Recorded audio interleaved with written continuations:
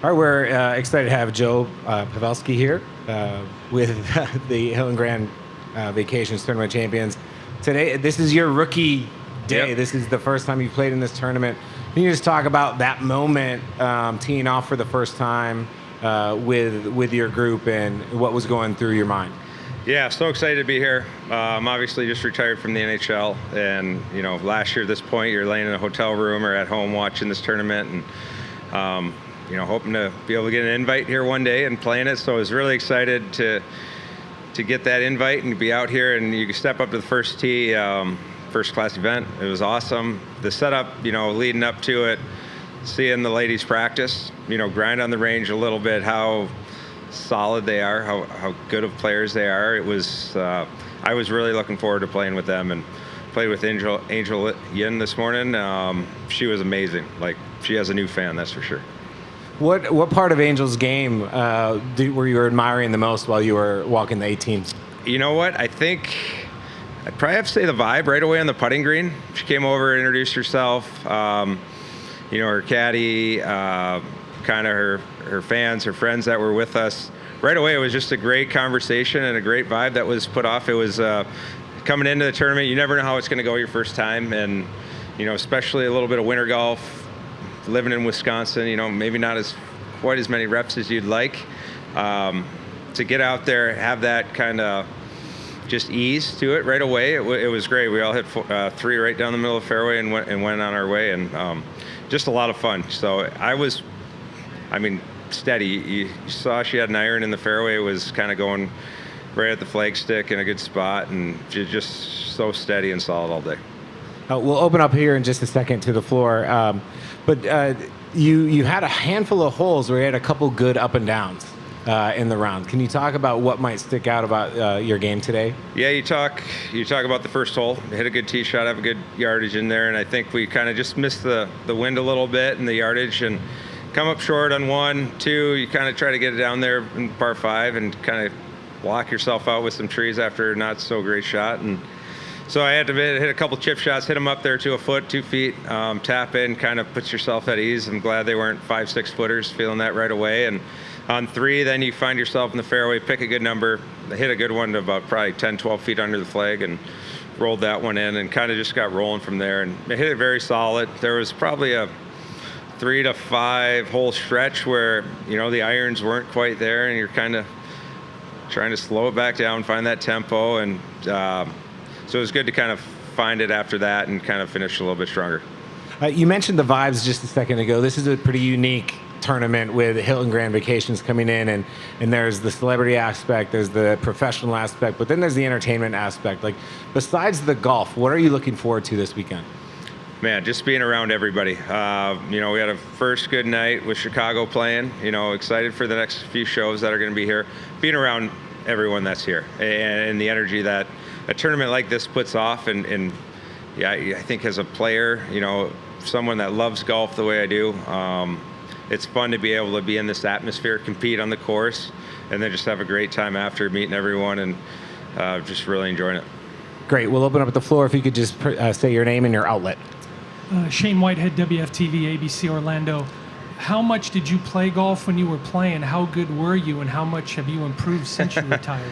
Well, I think number one, the hockey in the off season with golf, going back to Wisconsin, the seasons line up. So after the season, you get back, you kind of take a little bit of a break, get on the course, start swinging it. You'd be able to train and then go to the course. So off seasons, the game would get all right. During the season, it would take a little dip, and you'd get out there when you can, when the schedule allowed you to. It was always something. It was a nice release as far as getting out, outside the rink. It's surrounded just usually a beautiful course, and being able to play was important. But right now, home base is in Wisconsin, and it's been cold. There's been snow. There's ice on the lake. So get a few reps in the sim, and then got out here on Monday and tried to get as many reps and feels as you could, and went, and really happy with the way hit the ball today, and went from there. There's some confusion on the scoreboard, but it looks like you might be the leader. How does one do that coming here for the first time? Oh man, yeah, if that's the case, great. Realize it's a 4-day event, so we'll try to do it, try to slow it down and hit a few good drives. To be honest, it drove the ball really well today. There was a couple of par 3 tee shots you'd like back a little bit, but the driver was really solid today, and just kind of put yourself some good spots with some decent numbers going in. And a few putts went in, a few you might want to have back, but that's kind of all part of getting back into the rhythm. Mike Brodsky, Florida National News. Joe, how many years have you been playing golf? And when you do play, are there any other hockey players you normally play with, or maybe even other celebrities, or who's in your usual foursome? Yeah, probably started when I was 9, 10 years old. Dad just got us into some lessons. He didn't really play, but he wanted to give us the opportunity if we want, and just fell in love with the game. So play all summer long at the country club, and first job was in the bag room. Get the free membership, all those types of things. Played high school golf. So, and then as you play hockey, you get the summers, and you get to play enough to get your game at a good spot and keep it there. What was the second part of that question? Well, in your foursome, when you normally play, who usually do you usually play with? The A group. Adam Burrish, Tom Gilbert, Luke Stoffaker, guys we played college hockey with 2 of them, and played against the other one. And actually, Luke Stoffaker we coach with now, the boys team. So back in Madison, we have a good group of guys. Nick Schmaltz is with Utah now. We play with him. So we got a good little group, competitive. It's fun, a lot of banter, a little bit of money gets exchanged, and have a good time. So you're admitting there is some gambling involved? Oh yeah, okay. 100%. And do you usually win, or do you usually pay out? I like to think I win, so okay. Everyone has their own opinion. Best of luck this weekend. All right, thanks, guys. All right, Joe, thanks very much for your time. Yeah, thank you. All right, we have the celebrity current leader right now, Joe Pavelski. Congratulations on a great round today. You are currently at 69 points in first place, 1 point ahead of Marty Fish right now. So congratulations on playing well. If you can first talk about your round today. The round today came out, obviously got my feet wet yesterday. It was the first round here. Was awesome. Got to really experience what it's like playing with these ladies and how good they are. Come in, and obviously you're chasing Mark there for a little bit, and he rolls in 2 long putts right away and makes a couple birdies. So you're just trying to keep pace, stay with it, hit good shots. Throughout the round, you're watching these ladies hit the ball, and just how solid they are and how much control they are. You're just trying to commit to that one shot and kind of stay with them a little bit. But the round was good. Drove it pretty well today. Made a few mistakes here and there. I think hole 11 to 14, 15, kind of down the whole backside, I was grinding a little bit. I kind of lost some of my irons a little bit and lost a few feels, and that's just part of being an amateur and part of not having your game quite where you want it to be. So it was grinding. Made a great par on 11, kind of out of the woods, and nice long 2-putt. And there were moments like that were really good. Can you talk a little bit about the game of golf and how long you've been playing? Kind of started probably when I was 8, 9, 10 years old, somewhere right around there.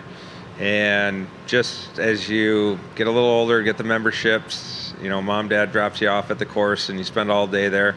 It was a game that I just learned to love. And I played hockey for 18 years professionally, kind of your whole life, and it was a team sport. When you'd get out on the course, there were definitely challenges early in my youth where it was, you get really upset with yourself and want more. And I just found it a really nice change of pace, kind of from the team game, to go out there and try to be in control of your own ball and do it. And the emotions ride high all the time, but understanding what we are in this game, and you hit some good shots, hit a lot of bad ones, and just really enjoy it along the way and try to hit a good one on the next one.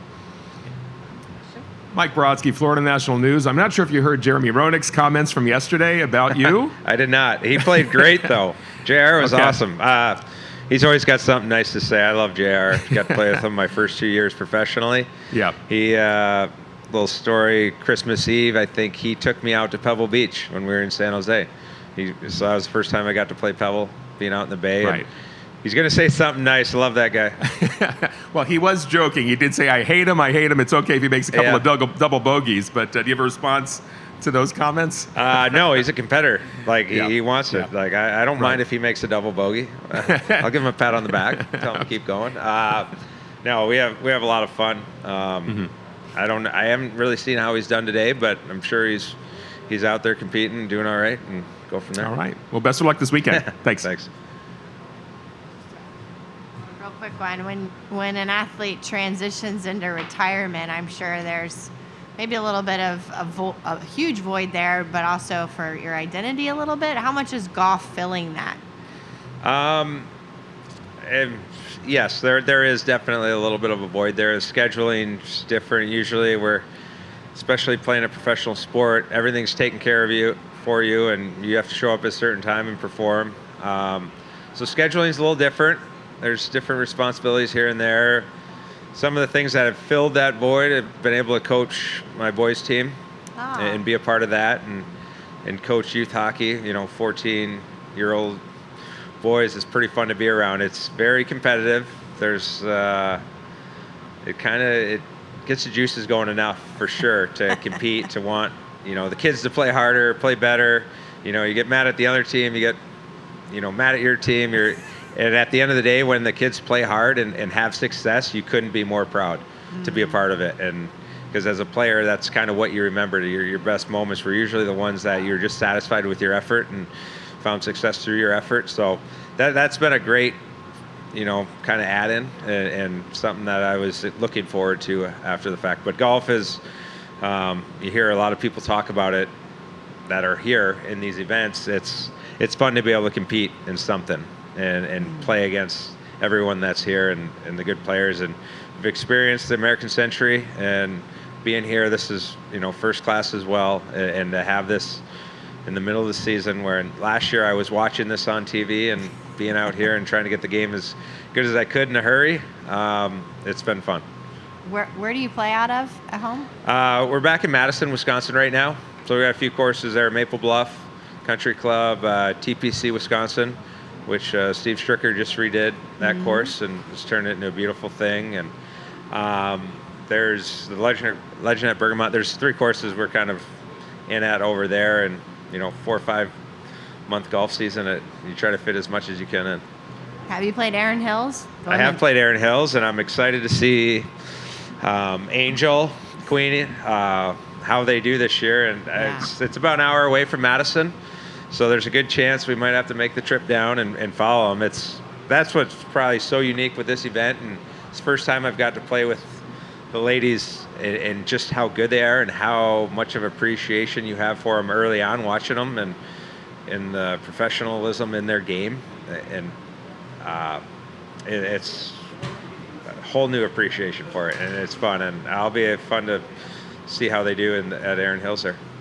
Thank you. Yep. You mentioned that you would spend a lot of time trying to work really hard to get ready for this. What kind of expectations did you bring in, being that you are just off the ice, so to speak? Yeah, a lot of time is an understatement, or not an understatement.